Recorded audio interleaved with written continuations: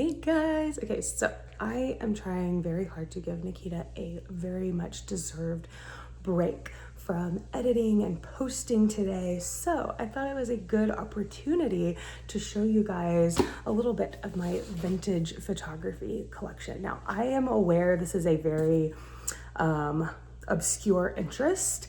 I know not everyone is going to be interested in it, and if you're not, that's cool. You don't need to watch, but I'm excited to show these photos to those who are interested. So many years ago, I watched a documentary called Life Below Stairs, very indicative of the time of Downton Abbey, you know, servants living below stairs, having separate entrances. Anyway, I was watching a documentary called Life Below Stairs, and they were showing all of these historic cabinet cards. So when you had a position in the early 1900s, you say you were a like you were a scullery maid, or you were a handmaid, you were a handmaid or something like that, you would usually in the house have a portrait of yourself taken, and it's called a cabinet card. And that is how households kept up with their employees and all of the things. So I have some of those, and I have some photos from the 70s, 80s,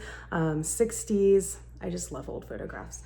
Anyway, I'm going to show you guys some of them. Okay, so these are some of my cabinet cards. They became popular around the 1860s. These were all studio taken, and I just love them. You can see the studio name at the bottom of them. I love this one. This one's probably one of my favorites. I love to look at them and I wonder who they were and what life did they live. Look, isn't that amazing? That's so neat.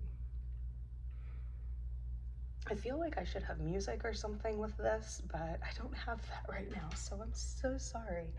Oh, look at her, she's so cute. Cincinnati, that's Cincinnati. How cute. I just love all of these photos. This one was interesting. When I first saw it, I was like, oh my gosh, someone had quintuplets, but no, it is the same baby. It's just different posings. I also collect weird documentation. I have an old Christmas card, good wishes for a Merry Christmas and a Happy New Year. I've got old letters. A lot of them are written in shorthand, and the cursive I can't quite make out, but I love them anyway. I have a real estate sales contract from 1969. I have no idea who this is for, but I have it. This one is really cool to me. It is a original packet, and it has all of the stuff written on the back. I think that says 52. I'm not sure. 1952. Anyway, it has negatives. Like, this is negative photo. I have this one. Standing in front of a car. Oh, wow. That's a big cross. Okay. And I have some wartime mail, so I guess if I have to wonder where I got my weird love for things like this, it's probably from my mom, because I have a lot of wartime mail that is actually from my family. So these letters specifically are from my grandmother's brother when my grandma was a child, and these are the letters that he wrote home in, what was the year? These are the letters he wrote home in 1943. So these are really cool. Unfortunately, he did pass away very shortly after he joined up. So these letters were kind of the last bits of communication that he had with his family and my grandma. So these are letters he wrote to his sister. So I'll show you those. I'm not going to open them and show them to you, but I will show you the outside and a little bit of them. So these are just some vintage wartime letters. Lawler is my mom's maiden name, so these are all from him. My mom gave them to me, I guess because she knows I will cherish them and always keep them safe, but I love them. I also have, so my grandmother's brother's name was John Stewart, so I also have John Stewart's diary.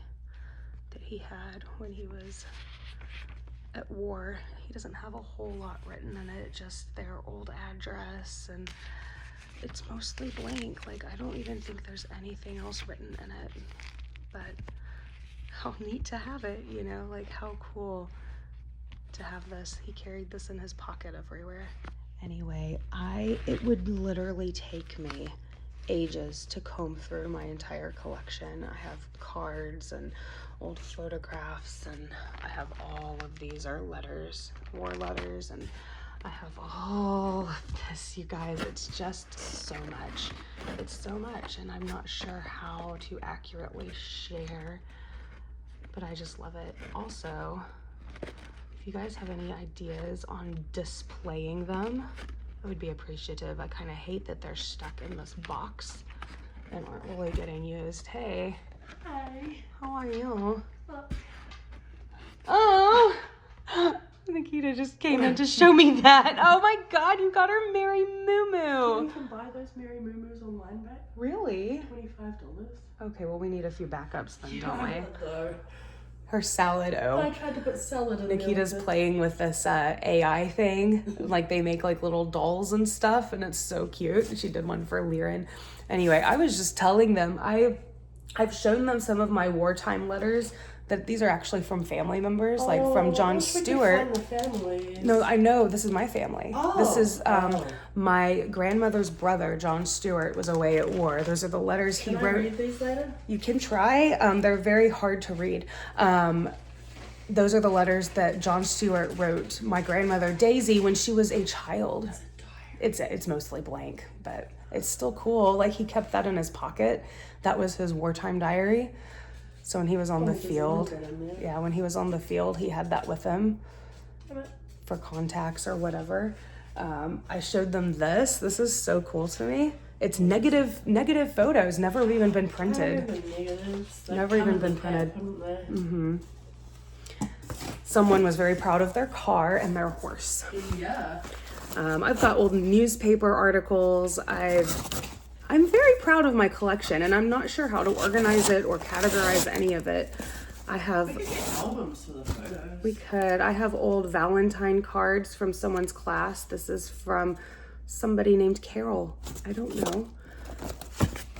My collection, I realize, has extended past just photos because I have, hold on. I showed it. I had like a bill of sale for a house from somebody. I had like just all kinds of crazy stuff. I love it. What's this? I'm just going to close it out with some of these. I believe most of these are from the same family. I could be wrong, but I have categorized them as best I can. I love this one. These three little girls are having a birthday party, and that is their maid. And you can see I purchased these, but they were pulled out of a cabinet or an album. I don't know why I've never taken this off. This was one I purchased online. Just love it. How sweet. Little baby in the high chair. I bet they were newly engaged, getting some engagement photos done. This little girl, how precious is she? I would love to know who she is.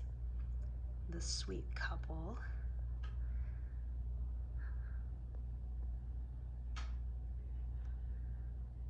I love looking in the backgrounds at the old houses.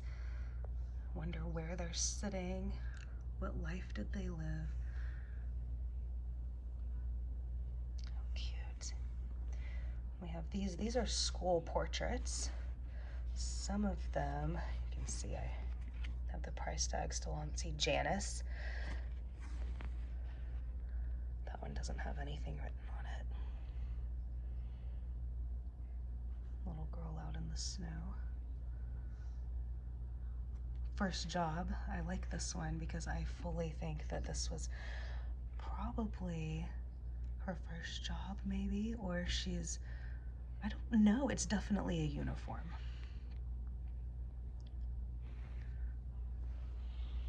Anyway, that's all I'm gonna share with you guys today. If you guys have any more you wanna see, let me know. I can share more. I have it